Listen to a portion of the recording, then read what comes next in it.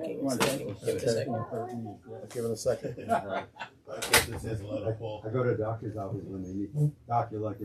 Go to a doctor's office when they need to get some blood. So they say, which arm do you want me to use? I go, yours. They never heard that line before. They're like, it takes them like a few seconds to figure out what just happened. Right, it's it.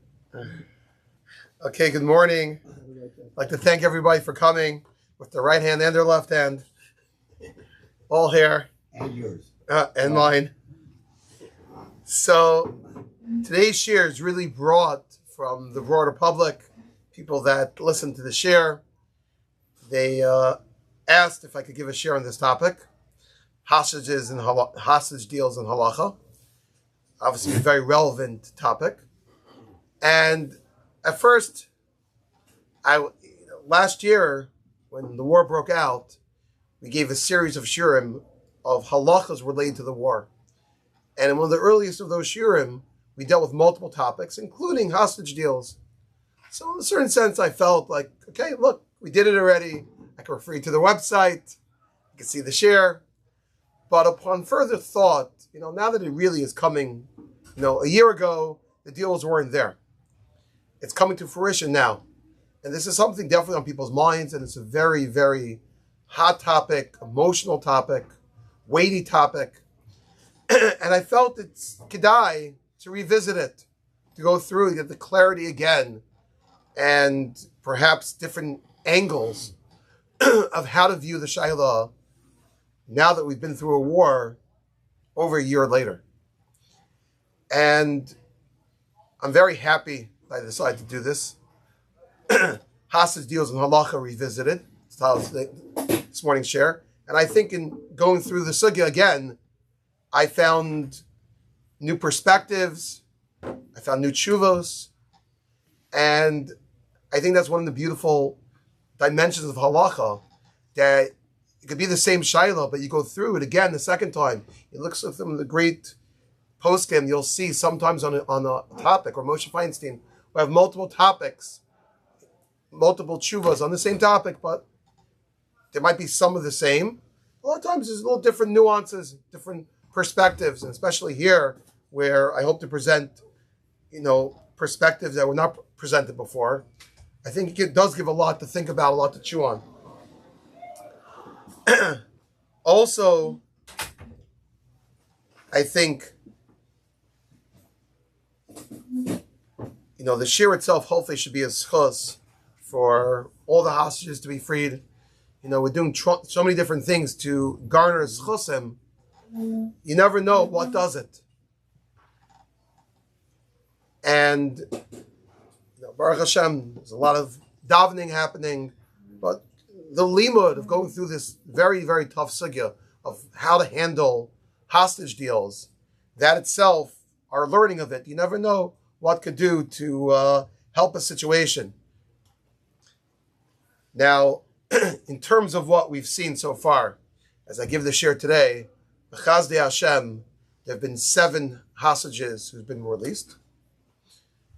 Obviously, there's a famous story, I'll perhaps allude to it later, talk about it later, when they held hostages in modern times, and they released a major Rav of Hutner, the Rosh Hashiva of Chaim Berlin, was released, and they brought a band to the airport to welcome him. And the Moshe Feinstein said that we shouldn't do that, because there are still other hostages still there. I believe one of them was the Rosh Hashiva, the Sephardi Rosh Hashiva of Yeshiva Torah in Brooklyn. Harari Raful was still in captivity. And Moshe said we shouldn't outwardly rejoice if there's still other hostages there. These things are always a balance. But, to have 7 hostages released to their families is a tremendous thing. I saw that Zilberstein said it's nothing less than a nace. Because, even with all, end of the day, with all the, pressure, you never know what the minds of crazy people, you never know what will trigger them one way or the other. And they made them run a gauntlet through masses of people. Who knows, anybody could go and kill them. Crazy, crazy situations. And everyone who returns back is nothing less than an ace. We have to be appreciative of that. At the same time, obviously, we have to keep in mind the others who are not back yet. And still a lot of work to do. So I would like to go through the sugya with basic background, how the poskim view hostage deals through the ages. We have some modern day poskim of the past decades have dealt with, unfortunately, similar situations after the founding of the State of Israel, where we had cases like this before. And then I want to bring a fascinating tshuva that was written just 1 year ago today. And I think it has a very interesting, fresh perspective. So let's start from the top. Unfortunately, the concept of hostages, Jewish hostages, and really probably the best way to depict it, I heard Rabbi Kalish from Waterbury, famous Machanach, said over beautifully, you think about it, there's no other people in the world that you could take hostages from, like the Jewish people, that it makes such an impact. Yeah, obviously in America, if there would be, a person taken hostage, which there are in different places currently, there might be local neighbors who wear yellow ribbons, and there might be a little news stories every so often, but it doesn't affect the world in a major way. You take one Jewish person hostage, it affects every single Jewish person. And everyone's up in arms in it. And how could any logical person even think about the terms of such a deal where you're trading one person for 50 people, hundreds and thousands of people, these hostage deals which we're dealing with, from a logical perspective, it doesn't make any sense. But Jewish people, and unfortunately our enemies know that, we have a tremendous value for any Jew, not just the relatives. Everybody in Klal Yisrael feels affected.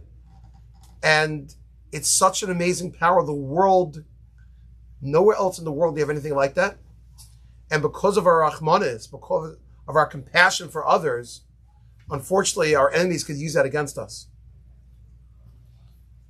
But that's the starting perspective, I believe, when you talk about anything with Pidyon Shvuyim, it's a big deal. The Gemara Bava Basra says, someone who, Pidyon Shvuyim is the greatest tzedakah. You give money that would help a Jewish person be free. That's a very, very big deal. And that's a Jewish value that's been passed down through the ages, not just as something we do, but something we feel.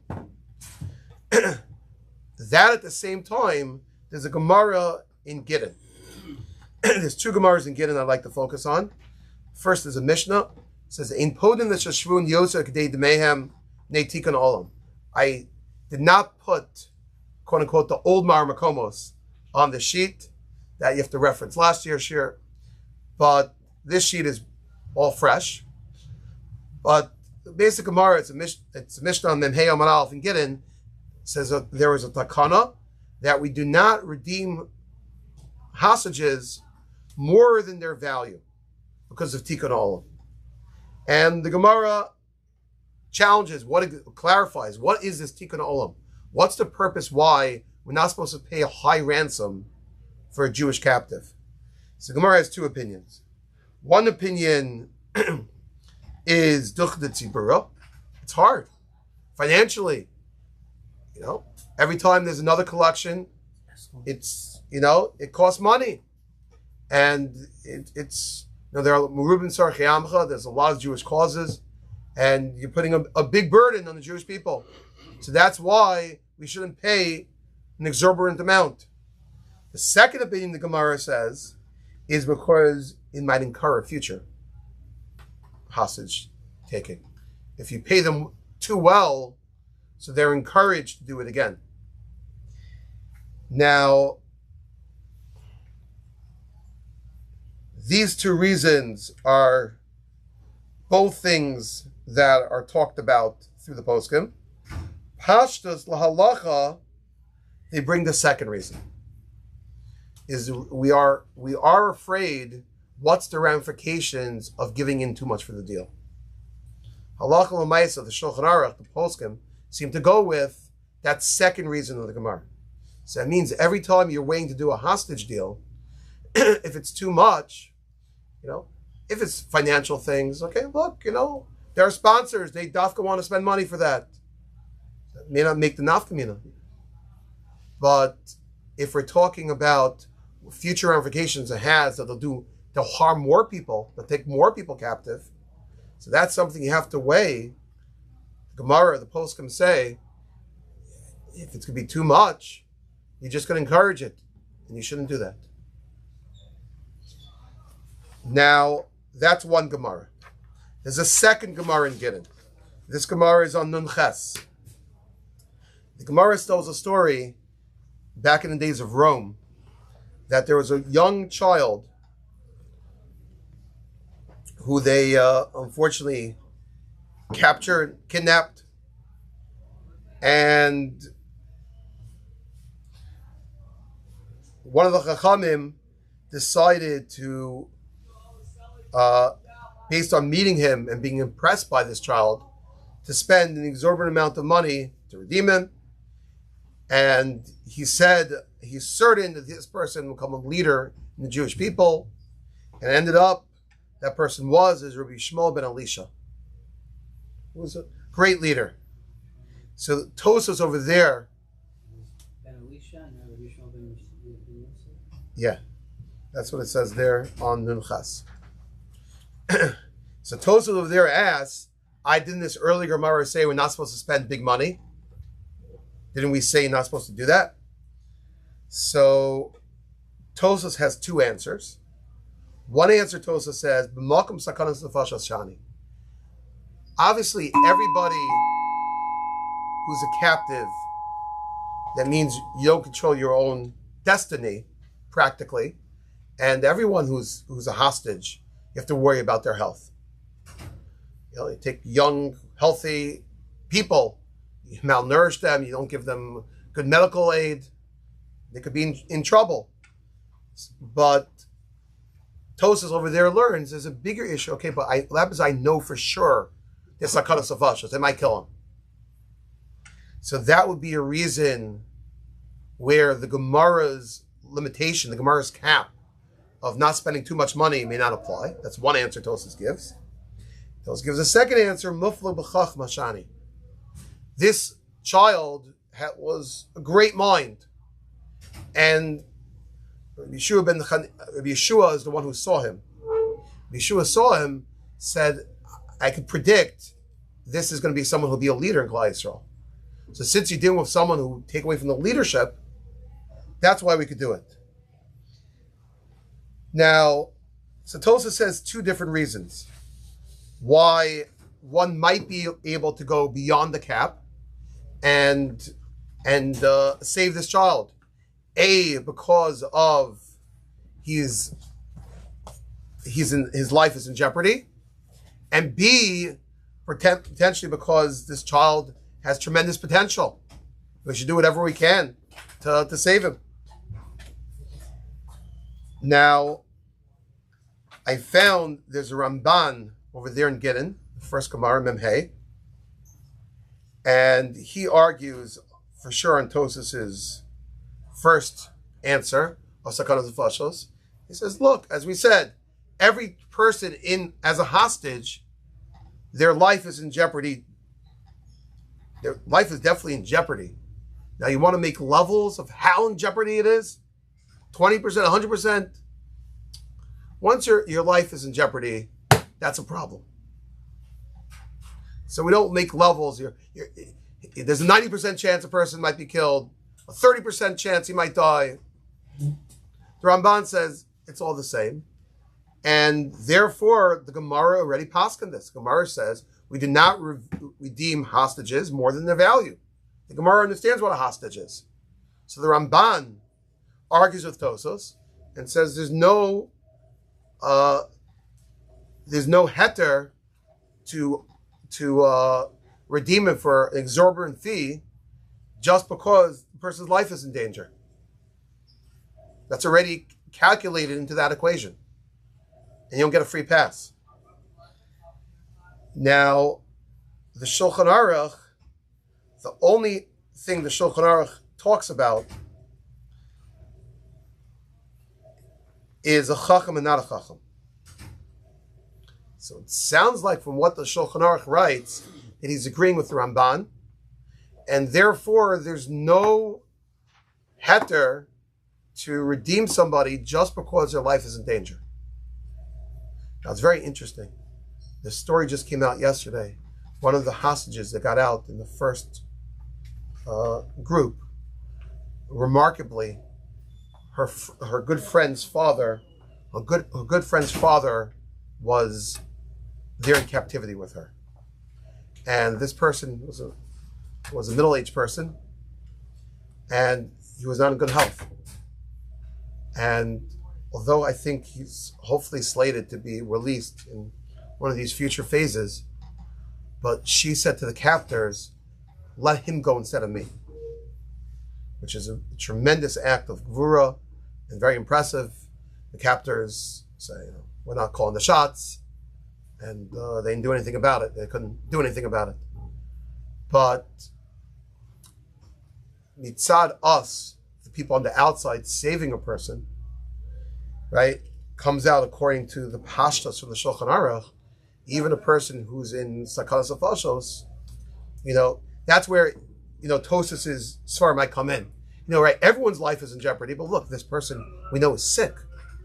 Maybe he's more in jeopardy. So the Ramban is arguing with that and says, look, everyone's in jeopardy.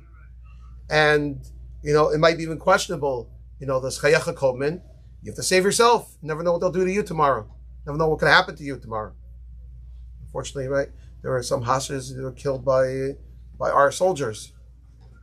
They're doing everything they can, but it's even with precision strikes, and they dressed these people up. All the hostages said they were in people's homes, UN places. They dressed them up as Arabs. So all these things, it was tricky, how to deal with it. Now, so if you just stop here from the Gemara and the Poskim, it comes out that the halacha is we don't pay an exorbitant price. There is some talk in Tosos of a heter for someone who's in frail health. The world accepts this, right? In the world, they're accepting, women, children, civilians, and people in bad health. That's viewed in negotiating terms as a reason to be more lenient and free those people. But halakhically speaking, in terms of enacting a price for it, the halacha is a no. If a person is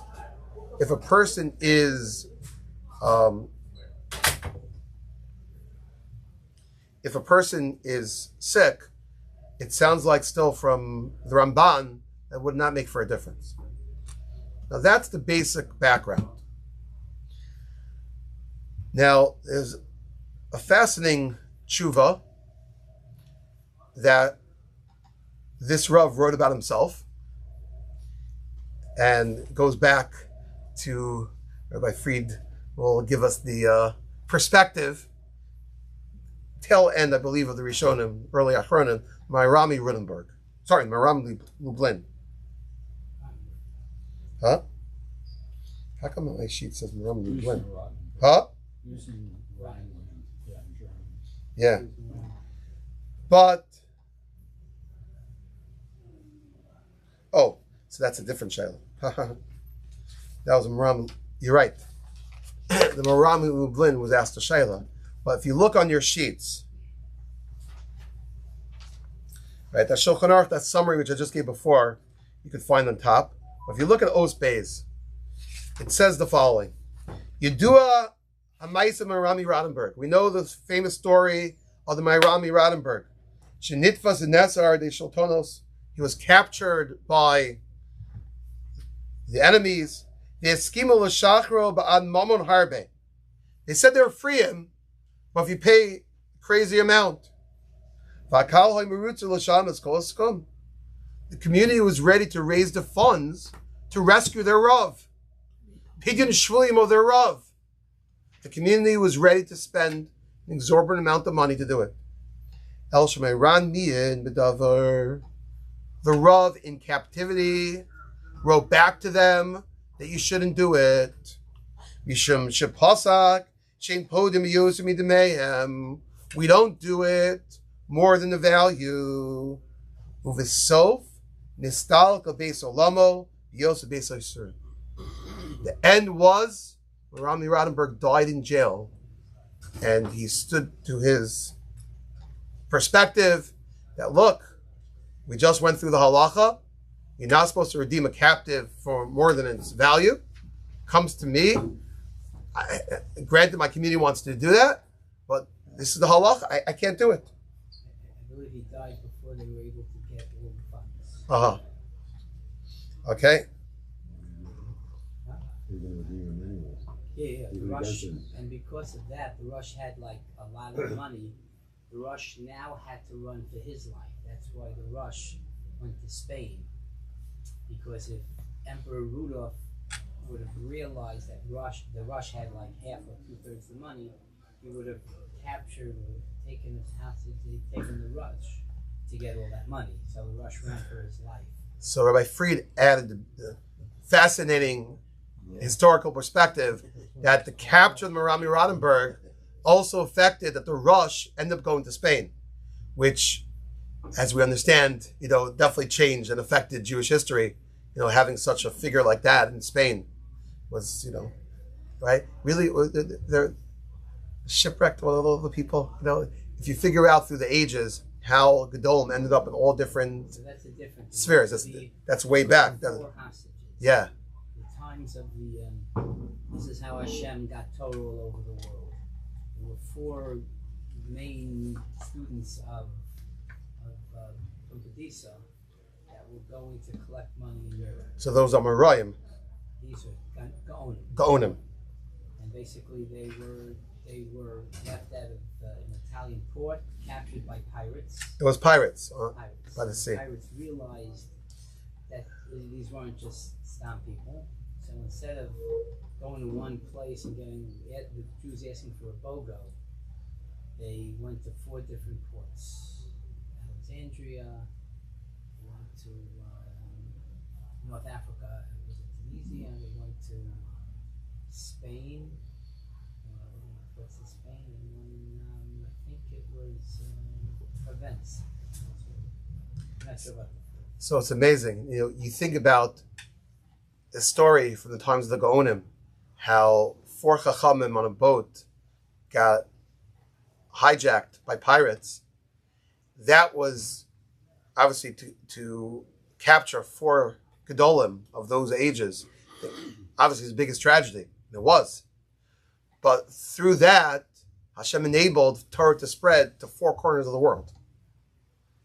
And, our job is to do what the halacha is. Merami Rodenberg felt this was the halacha. Now, it's interesting, the Marshal.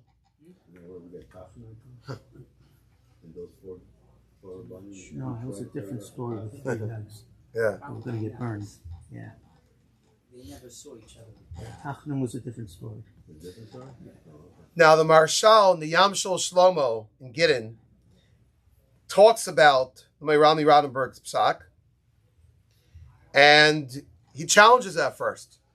He says, okay, granted, we don't redeem hashas more than their value, but Merami Rodenberg, don't you know who you are? You're the Gadol Ador. And you destroy, it's B'del Torah.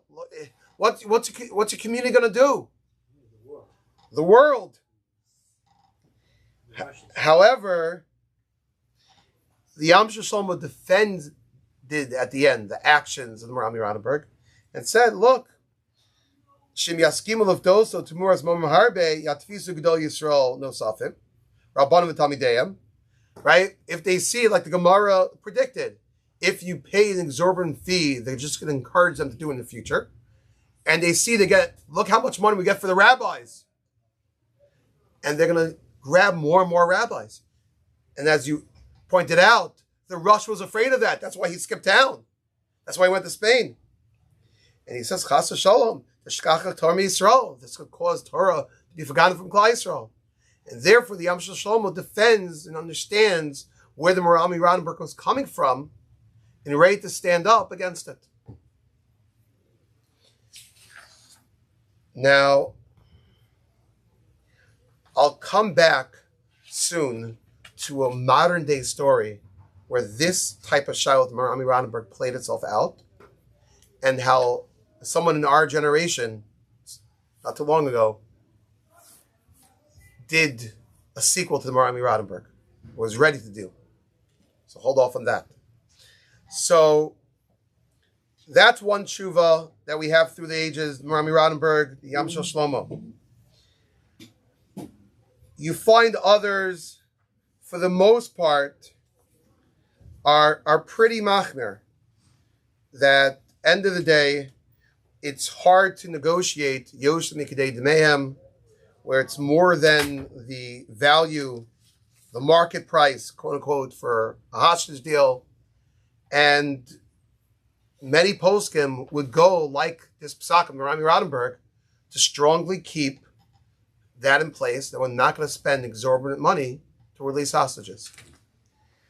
However, in modern times, with the state of Israel, unfortunately, it works both ways. On the one hand, Eretz Yisrael has been a tremendous refuge where, Baruch Hashem, a significant amount of the Jewish people live today. And the fact that we're able to be in Eretz Yisrael is tremendous for us. But if we think that it stopped anti-Semitism, if you think it's the panacea for the Jewish people, unfortunately, we're still davening, Yerushalayim Ircha Barachim Toshav, at Samach David Avdecha Mehirat Satzmiach. It's not there yet, and we've got a lot of tzaras. And we know the history of the Jewish people in modern times in the land of Israel has come with a lot of bloodshed, a lot of wars, and we're living through it today. Now, within that, it's interesting to see the perspective of how poskim dealt with, I would say, issues in the land of Eretz Yisrael, and really, to their credit, the Israeli government deals not just with problems the Jewish people have fighting their enemies within the borders of the state, but they'll do what they can beyond the state too. We just had that lynching in Russia. Israel sent people in, like Jewish people, Israelis, all over the world. And, the government does try to do whatever they can to help out in all spheres of the world.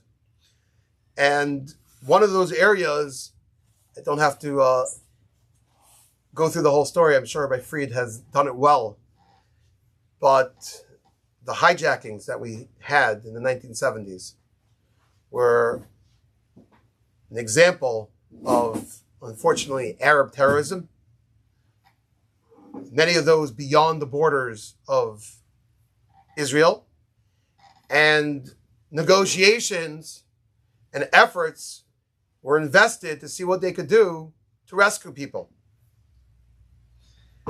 Now, since we're right off the Merami Rodenberg, I'll start with this. Someone sent me a whole note. I've heard this before, but it's good to get it from another. Rev Hutner, as I mentioned before, was taken hostage in one of these hijackings in the 70s. And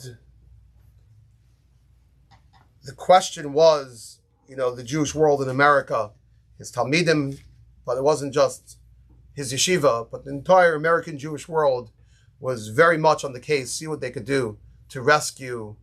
It was Rav Hutner, his daughter and her husband, 2 other Talmidim, all American citizens. It was Harali Raful, and I believe there were a couple other. That would have been Rebbetzin David. Huh? Rebbetzin David, correct. She was on it. Huh? People from the neighborhood were on the flood. Really? Rab. Really? Wow. And they were doing anything they can to do it. The question was posed to Rabbi Yaakov Kamenetsky. And I think I might have even touched on this in the last share we gave on this topic. But this is a fresh note that someone wrote for me about this topic. That Rabbi Yaakov Paskin, that like the Marami Rodenberg, and it seems that not to pay any ransom for him. Because what's the Gemara's reason? They might come and do it more. So Rabbi Yaakov understood that if in any way by us, quote unquote, giving in to them, will be strengthening them, then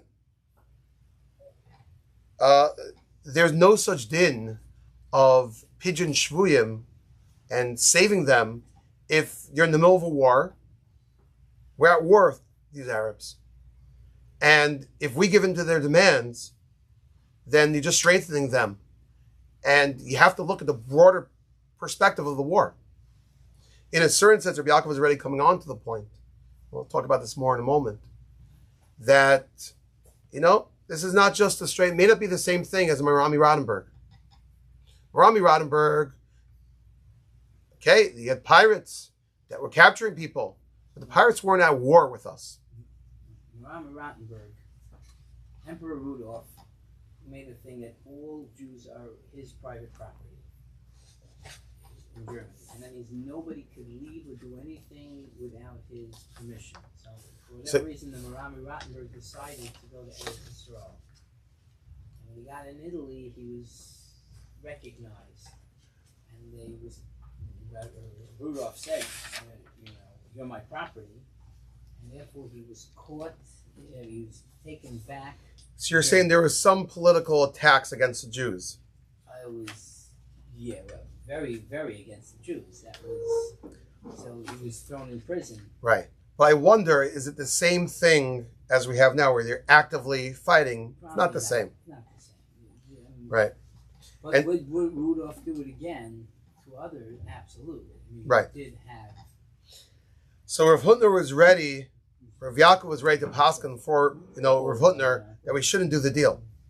I'm not sure which one. At the end, they end up getting released.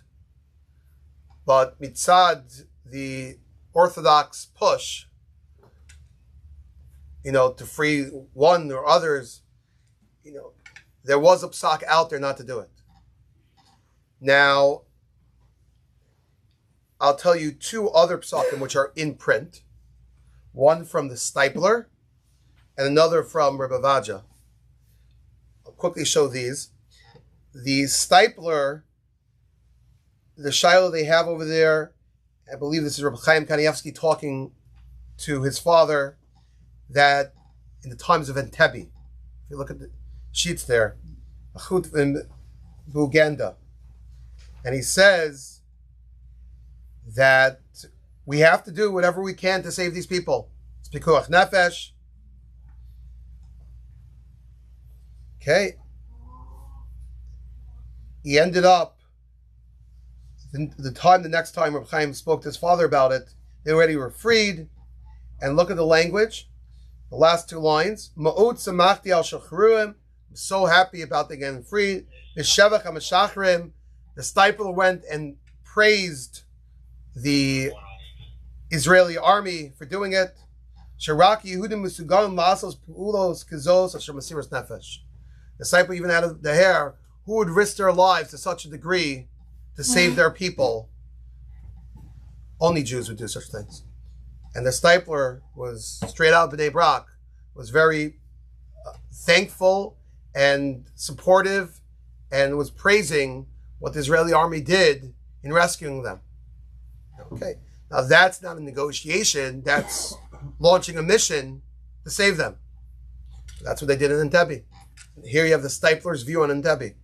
I wonder if there's another, because there's an Israeli government, and the Israeli government feels responsible to have the back of all Jews for sure in Israel and all the world. So there may be some sort of svara for Israel to say, they may do it again, but if we don't protect our people... So I'm going to get to that. Very good point. So hold on. I'm not telling it to the audience for a reason. I want to show you Rabbi Vaja, and then Rabbi Fried. I think you would appreciate the mystery Maramakam on the bottom. Now, if you look at Rabbi Vaja, and really this psak of Rabbi Vaja is standing today because the chief rabbi of Israel is now the second son of Rabbi Vaja, Kananahara. This is the third Rav Yosef, who is serving as chief Sephardic Rav of Israel. Rav Vaja did it himself. His oldest son, Rav Yitzchak, was the Rav, and today his son, Rav David, is the Rav.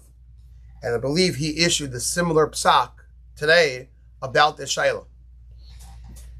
Basically, Rabbi Vaja Yosef said that the way to view the situation is right now, as we stated, everybody who's in captivity is a Shaila Sakanas Afashos.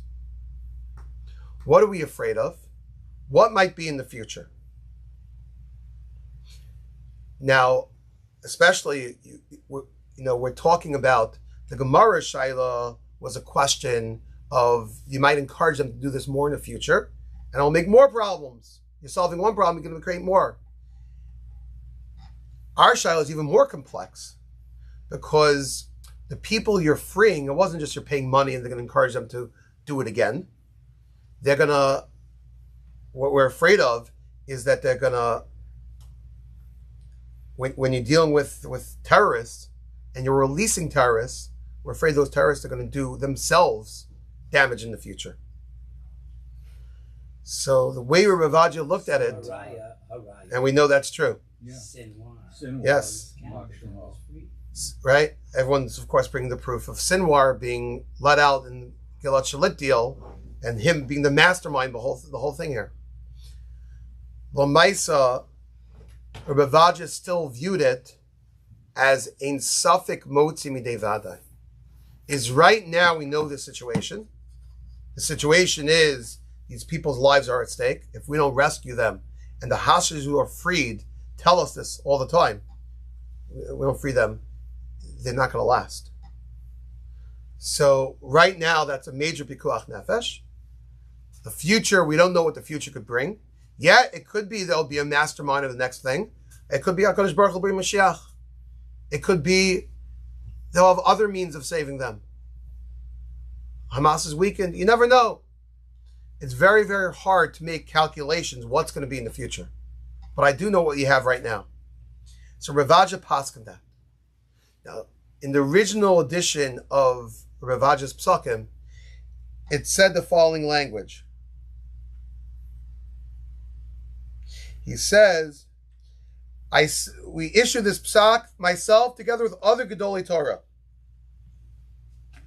He says even because who came to us to ask this question? Rabbi Yitzchak Rabin, Prime Minister, came to ask Rav Vaja the question what to do about hostages. And Rav Vaja paskin that you should make a deal together with other Gedolei Torah. In a later edition of Rav Vaja's Sefer, it exposes who those Gedolei Torah were. If you look at the bottom of your sheets, it says, who was it? Not bad. Third line in the bottom paragraph.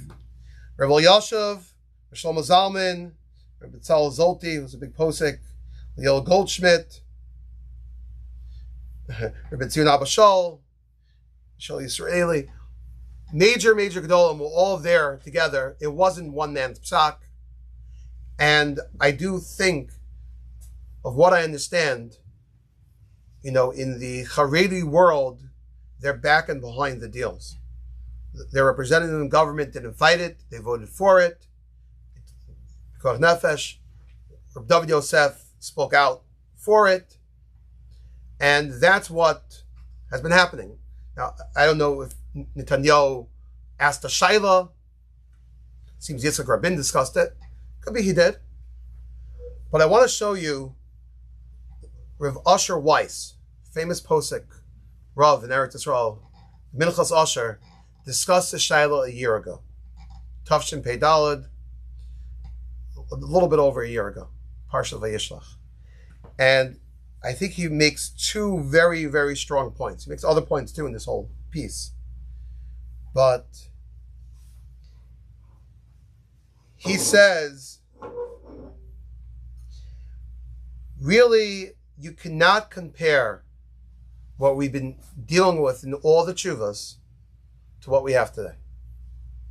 He says, really, if you look at the Shaila, and I've listened to others who talk about this topic, the perspective of Rav Asher Weiss was missing. And they go through the Gemara, through the Poskim, and found someone. Rav Adya's tshuva is well known, but I think Rav Asher Weiss has a very interesting perspective. He says 2 points. Point number one.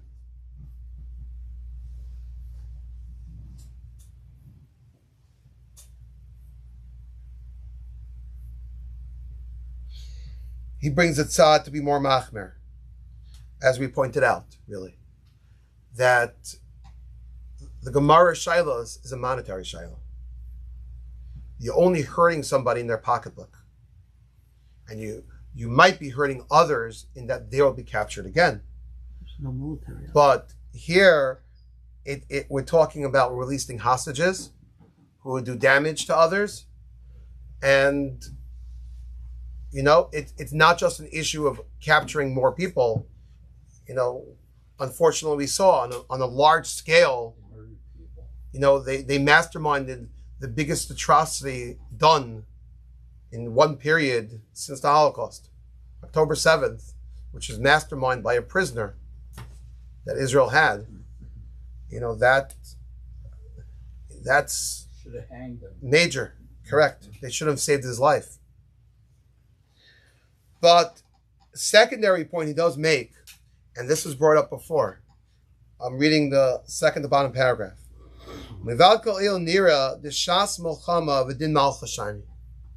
Time of war and the effects that it has on government is different.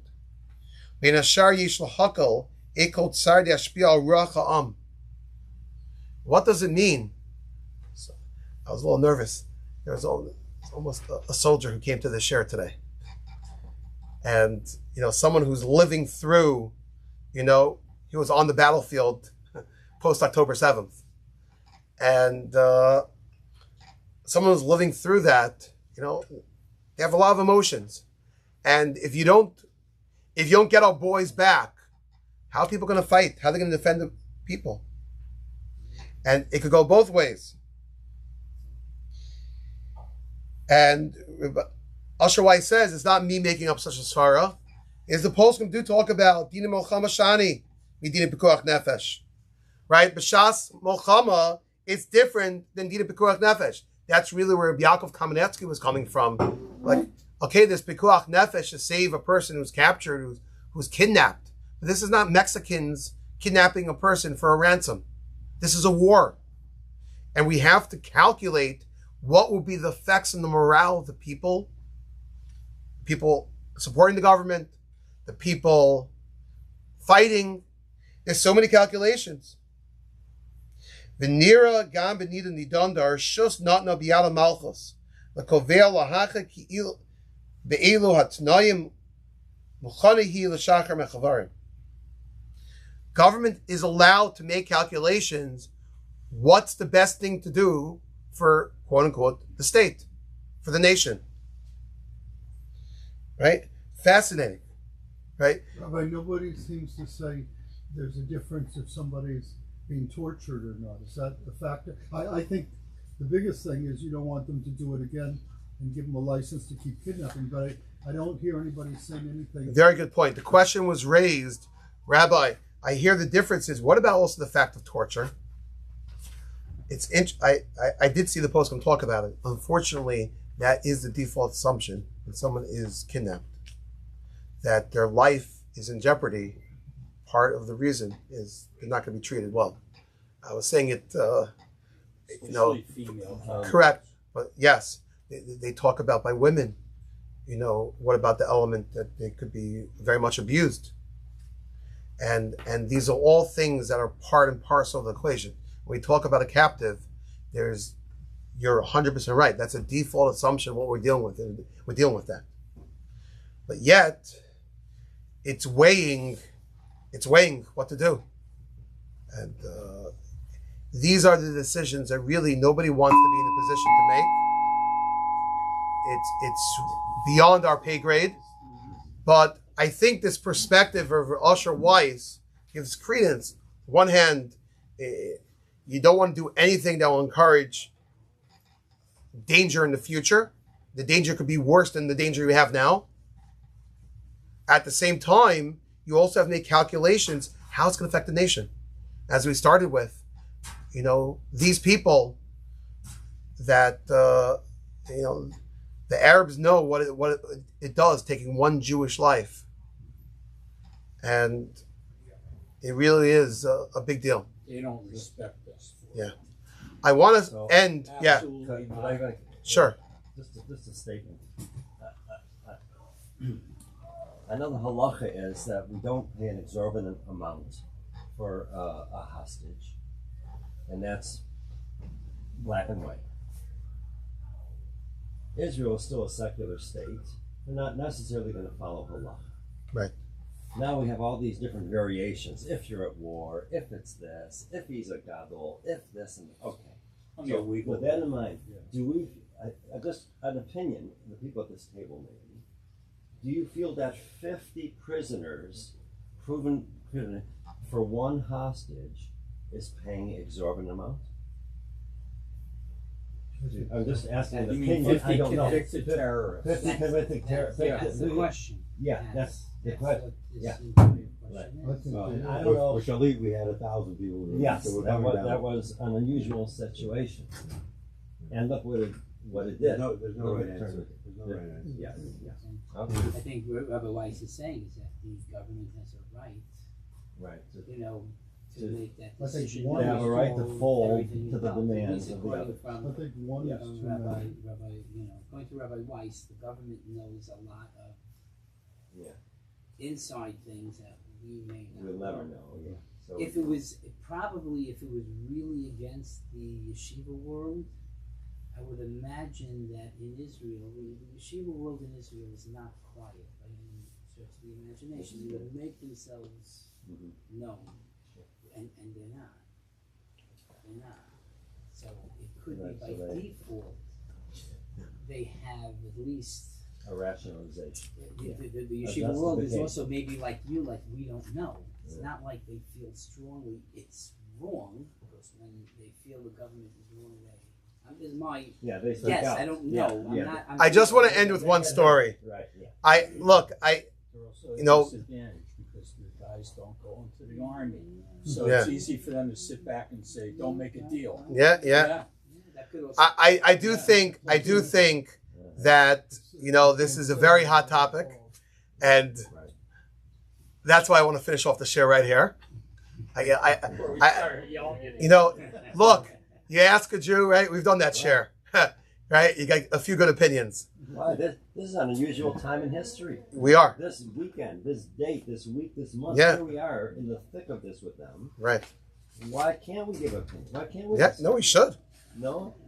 After the tape, I want to just end with a story, which I think, in some ways, depicts one of the.